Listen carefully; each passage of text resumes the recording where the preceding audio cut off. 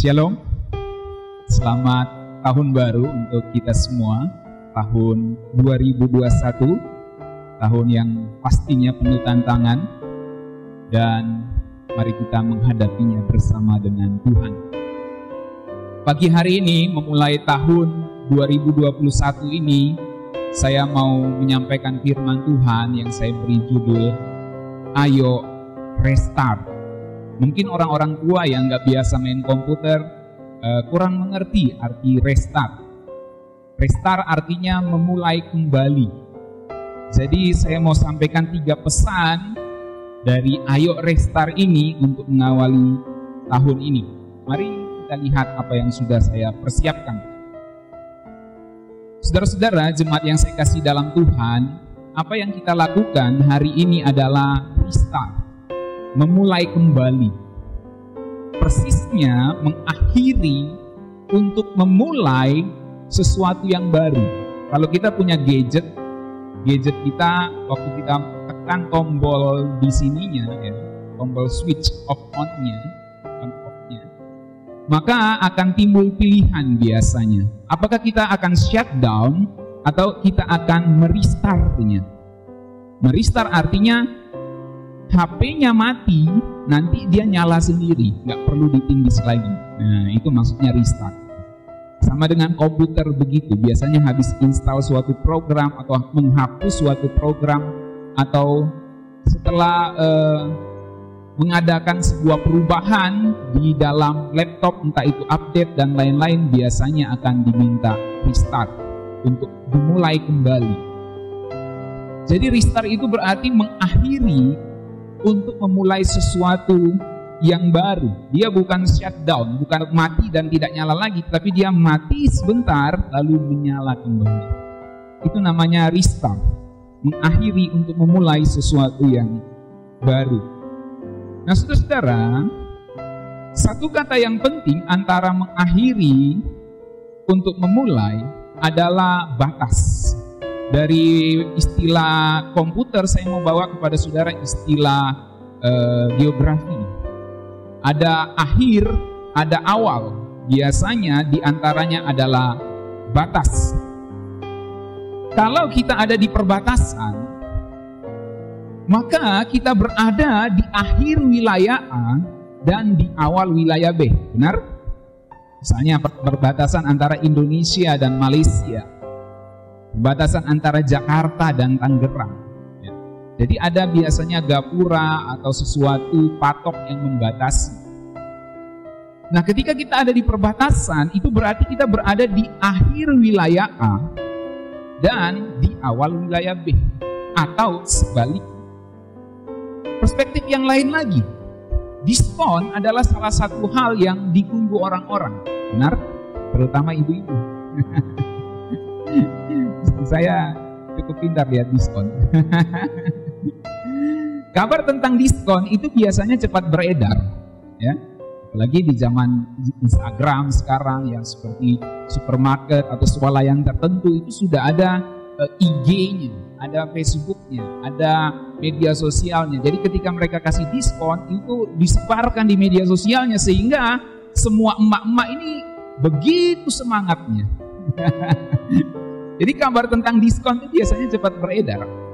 Selain harga yang murah, yang membuat diskon menarik adalah karena ada batasnya. Benar nggak? Ada batasnya. Ya. Kita beli sesuatu, wah nanti diskonnya cuma sampai 31 Desember. Misalnya awal tahun ini, diskonnya sampai 5 Januari. Jadi, yang membuat menarik itu bukan cuma harganya murah, tetapi karena ada batasnya. Nggak selamanya dia akan ada potongan harga atau diskon. Jadi ada masanya di mana diskon itu akan berakhir. Dari perspektif komputer, batasan geografi, dan diskon ini, saya mau kasih tunjuk ini, saudara. Adanya akhir dan awal tahun menunjukkan adanya batas, betul? Bahwa setiap menit, jam, hari, bulan, dan tahun itu ada batasnya. Tidak selamanya kita ada di jam 9, di jam 10 saat ini. Tidak selamanya kita ada di jam 10. Kita akan melewati jam 10 lewat 1 detik, lewat 2 detik, lewat 1 menit, lewat 6 menit, lewat 59 menit, dan kita masuk ke jam 11 dan seterusnya. Dan tidak selamanya ada di hari Jumat ini tanggal 1 Januari. Kita akan melangkah ke hari Sabtu tanggal 2 Januari dan selanjutnya. Bahwa setiap menit, jam, hari, bulan, dan tahun itu ada batasnya. Bahkan setiap musim ada akhirnya. Dan akan dimulai dengan musim lainnya. Apa yang saya mau sampaikan dari hal ini? Sama seperti panitia Natal.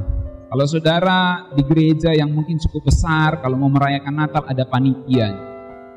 Sama seperti panitia Natal akan dibubarkan, demikian satu kali langit dan bumi ini juga akan dibubarkan, saudara.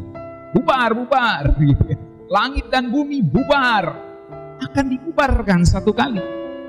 Kenyataan langit dan bumi ini akan dibubarkan menunjukkan adanya batas akhir eksistensi atau keberadaan langit dan bumi ini. Tapi yang menarik, Alkitab tidak hanya menyajikan bahwa ada batas akhir langit dan bumi yang kita diami saat ini, tetapi Alkitab menyajikan dalam kitab Wahyu terutama akan ada awal yang baru, di mana akan ada langit baru dan bumi yang baru. Nah, persoalannya adalah bahwa langit baru dan bumi baru itu tidak untuk semua orang. Langit baru dan bumi baru itu hanya untuk orang-orang yang diperkenankan oleh Tuhan.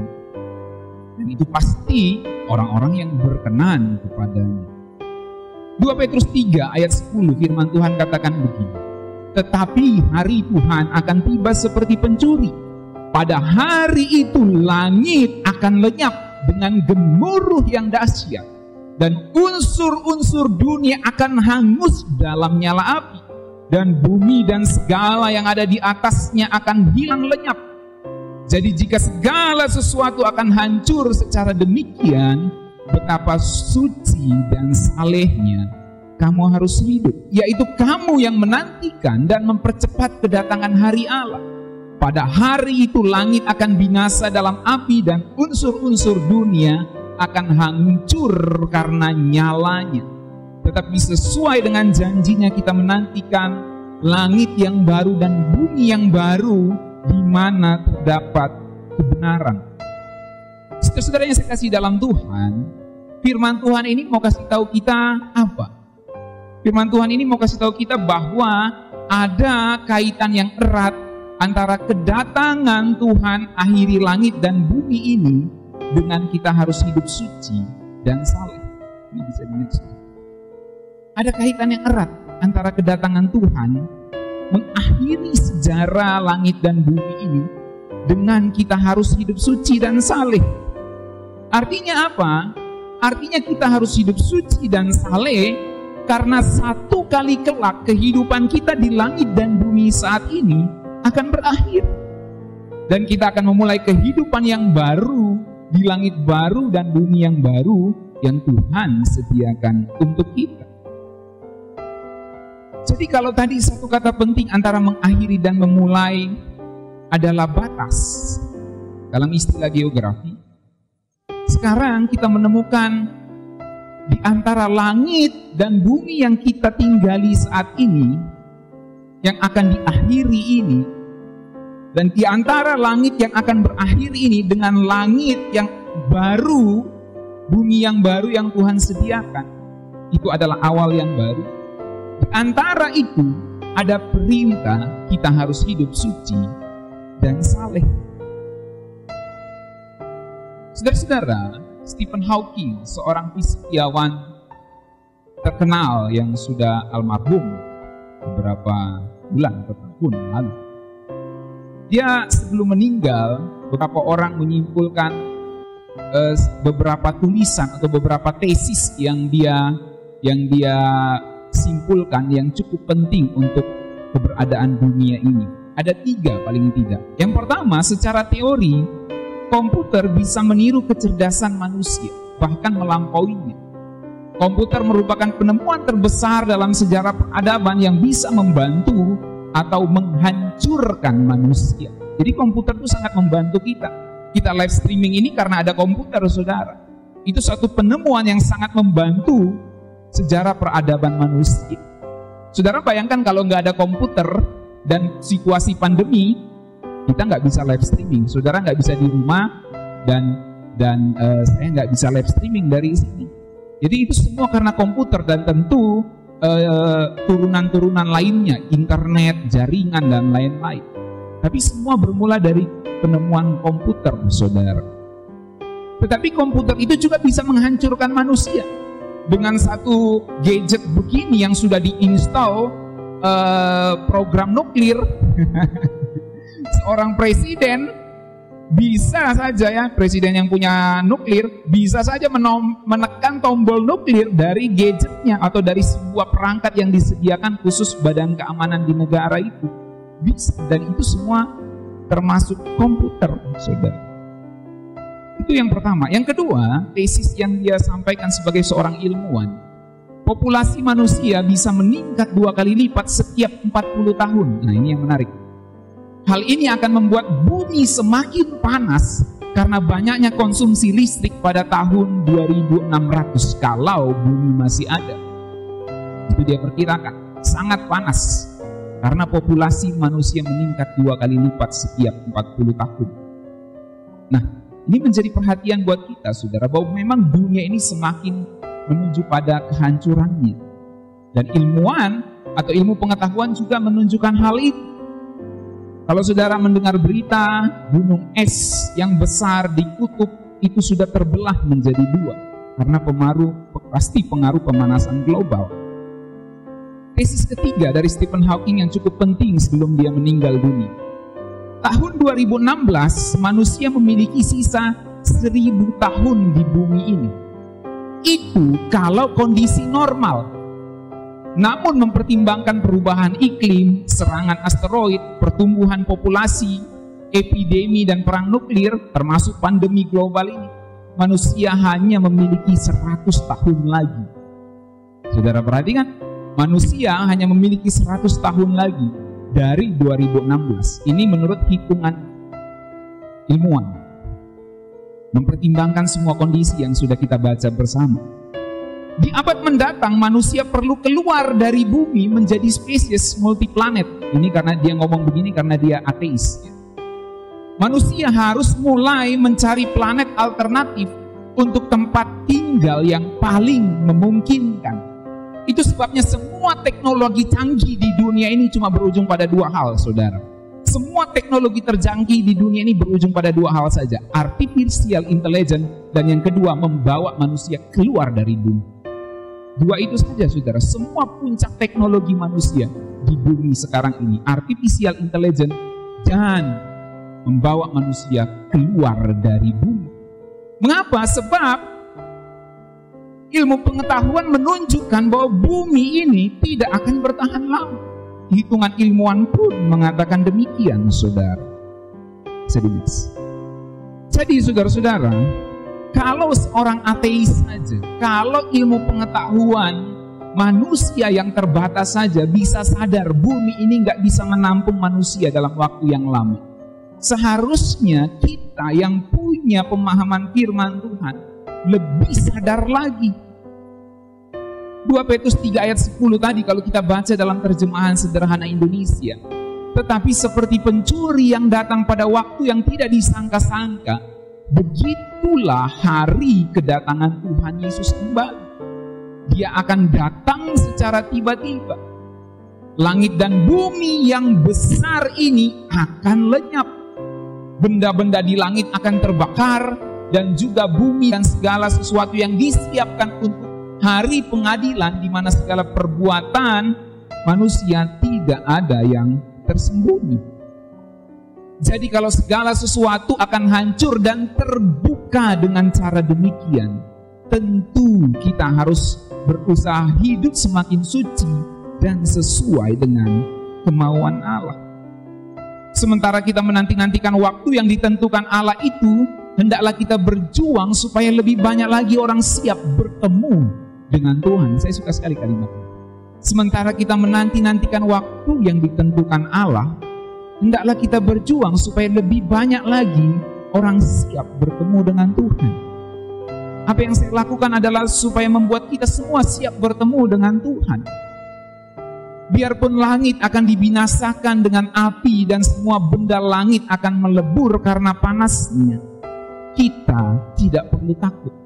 Karena sesuai dengan janji Allah, kita menantikan langit yang baru dan bumi yang baru yang akan menjadi tempat tinggal bagi semua kita yang sudah dibenarkan Allah. So, the poinnya apa, saudara? Poinnya begini.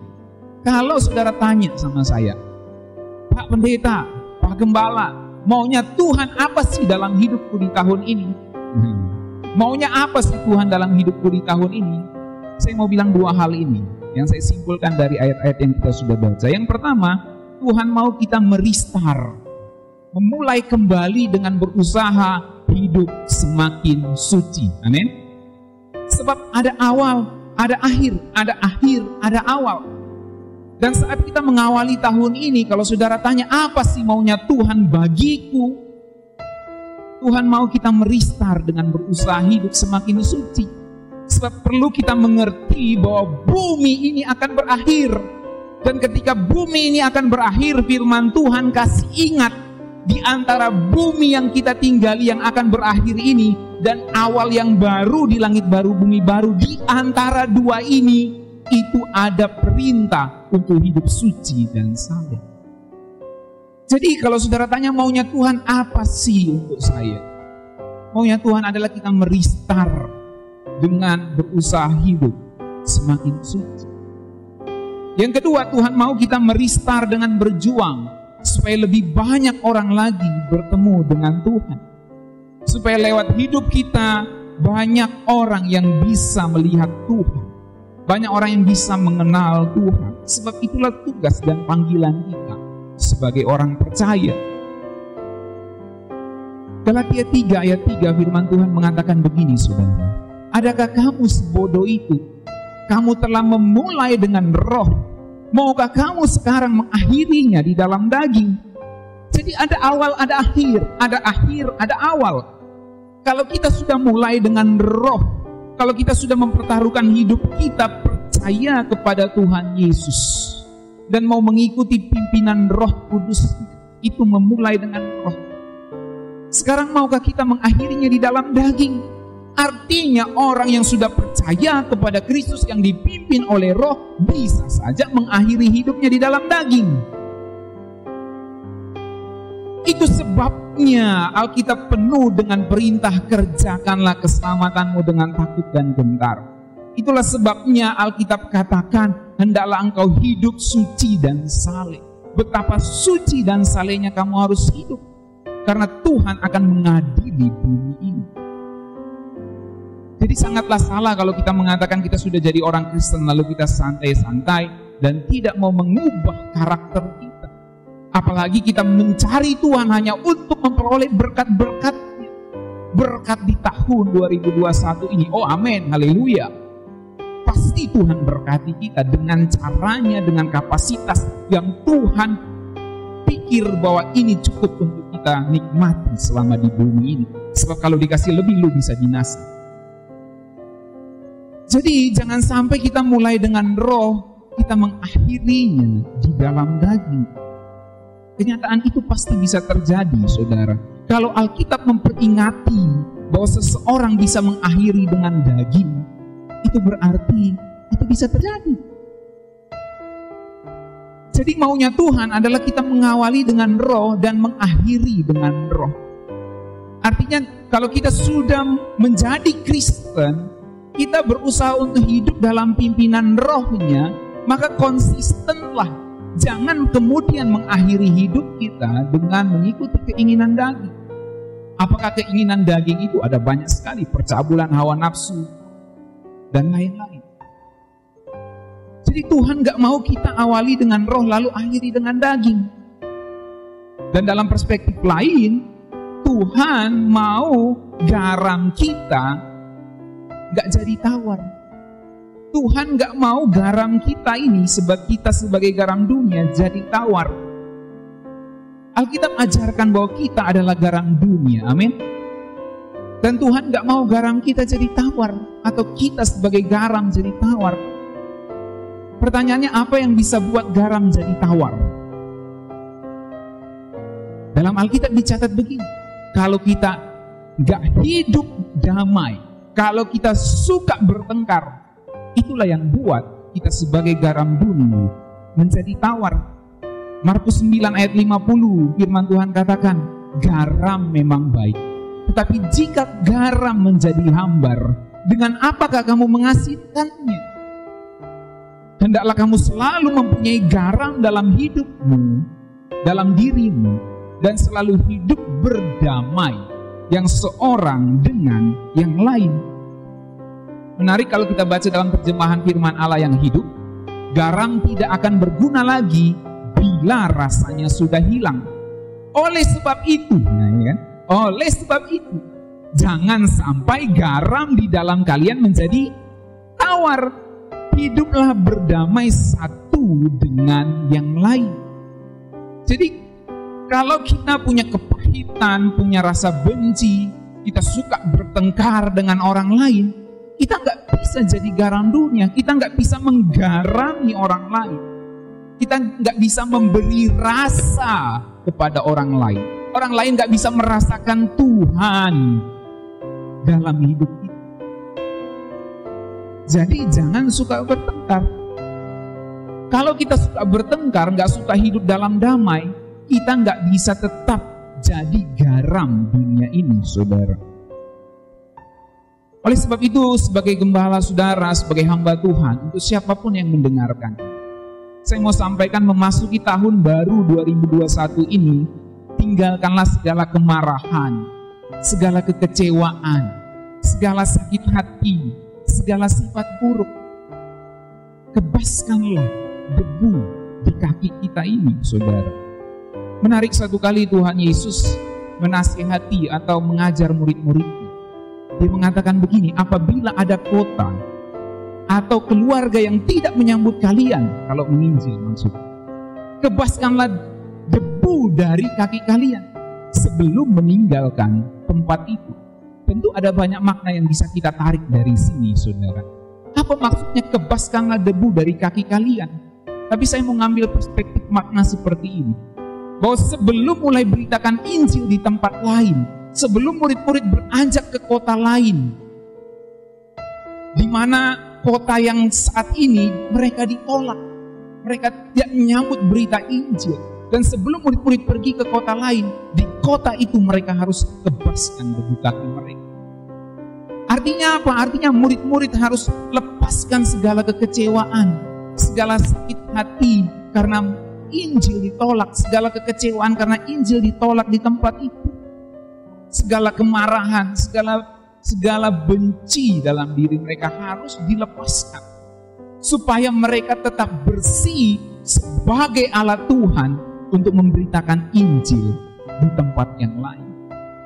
Jangan sampai di tempat itu dia ceritain, itu kota itu ya menolak-nolak, benci gue sama dia. Gak gitu. Ini Tuhan Yesus mau ajarkan, kebaskanlah debu kaki kalian di tempat kota yang menolak kalian itu. Artinya jangan kamu bawa kekecewaan di tempat itu ke tempat yang lain. Biarkan Tuhan yang akan mengurus orang-orang yang menolak Injil. Jadi poin saya apa, saudara? Poin saya begini, Tuhan mau kita memulai tahun baru dengan bersih. Amin. It's simple. Tuhan mau kita memulai tahun baru ini dengan bersih. Kebaskan debu kaki. Tuhan mau kita buang semua kemarahan, kekecewaan di tahun yang telah lalu. Ia mau kita bersih memasuki tahun yang baru ini, saudara. Seseorang yang pernah dikecewakan gak akan bisa memulai sesuatu yang baru dengan baik kalau dia gak mengakhiri kekecewaannya. Itu sebabnya kalau ada seseorang yang putus dengan pacarnya, dia sulit akan memulai hubungan baru dengan orang lain kalau dia tidak membereskan dulu persoalannya dengan mantannya. Kalau ada seseorang yang punya permasalahan dengan orang tuanya, akan sangat sulit dia membangun relasi dengan orang lain, sebab urusan dengan orang tuanya belum beres. Akan sangat sulit. Kalau seseorang sudah pernah kecewa dengan seseorang, dia akan sulit memulai sesuatu yang baru kalau dia nggak mengakhiri kekecewaannya. Memang semua laki-laki sama, kata perempuan yang pernah dikecewain seorang cowok. Sehingga dia nggak mau pacaran. Semua laki-laki sama aja, buaya. Makanya sampai ada lagu lelaki buaya darat. Semua laki-laki sama saja. Bang Toyib pergi nggak pulang-pulang. Burung saja terbang tak lupa pulang. Ingat sangkar anak istri, kata sebuah lagu. Bahkan sekarang ada kasus yang lagi viral, saudara ya. Sampai ada statement yang mengatakan, kalau kamu menikah, menikahlah dengan seorang perempuan yang kalau dia lapar, dia pergi ke dapur, bukan pergi beli nasi padang. Lalu ada gambar meme yang menyinggung salah satu artis di Indonesia ini. Artinya apa? Artinya kita nggak bisa memulai sesuatu yang baru kalau kekecewaan kita yang lama kita nggak lepas. Kalau kita nggak lepaskan debu kaki kita. Jadi saudara-saudara yang dikasihi Tuhan, singkat saja. Selain tentu kita mengucap syukur atas berkat dan anugerah Tuhan, kita menjadi orang yang masih hidup melewati tahun ini dalam masa pandemi. Ada sudah banyak orang yang gugur. Kami mengenal seorang hamba Tuhan sudah meninggal karena COVID. Tapi kalau kita masih hidup saat ini, patutlah kita mengucap syukur, dan itu kepercayaan yang Tuhan berikan untuk kita menjadi berkat selama kita hidup. Mau kita mati karena apapun, karena COVID atau karena apapun nanti kita nggak pernah tahu, Tuhan punya kedaulatan. Tetapi yang pasti kita hidup menjadi berkat dan kita mengucap syukur kepada Tuhan.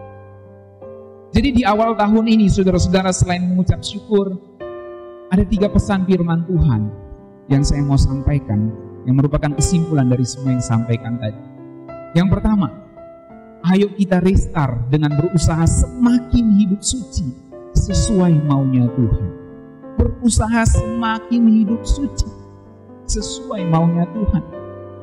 Kita perlu sadar bahwa bukan cuma tahun yang lalu yang telah berakhir, bukan cuma tahun 2020 yang telah berakhir, tapi kita mesti sadar bahwa langit dan bumi ini juga akan diakhiri. Kalau kita hidup benar, kita nggak perlu takut, sebab langit baru, bumi baru akan jadi tempat tinggal abadi kita semua. Yang kedua, ayo kita restart dengan berjuang supaya lebih banyak orang lagi siap bertemu dengan Tuhan. Kita harus jadi garam. Hidup kita perlu dirasakan oleh orang lain supaya bisa mereka melihat Kristus di dalam hidup kita.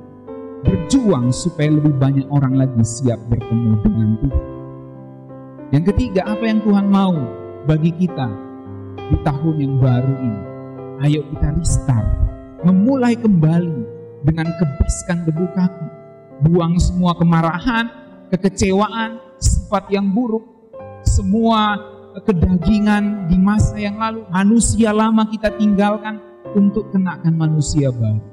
Dengan mengebaskan debu kaki, membuang semua sampah batinia kita ini, kita bisa jadi alat yang bersih, yang siap dipakai Tuhan di tahun yang baru ini. Amin. Pertanyaannya, maukah saudara dipakai Tuhan sebagai alat yang bersih, mulia di tangannya? Amin. Mari kita Tuhan Yesus memberkati kita sekalian. Selamat tahun baru 2021. Kita berdoa.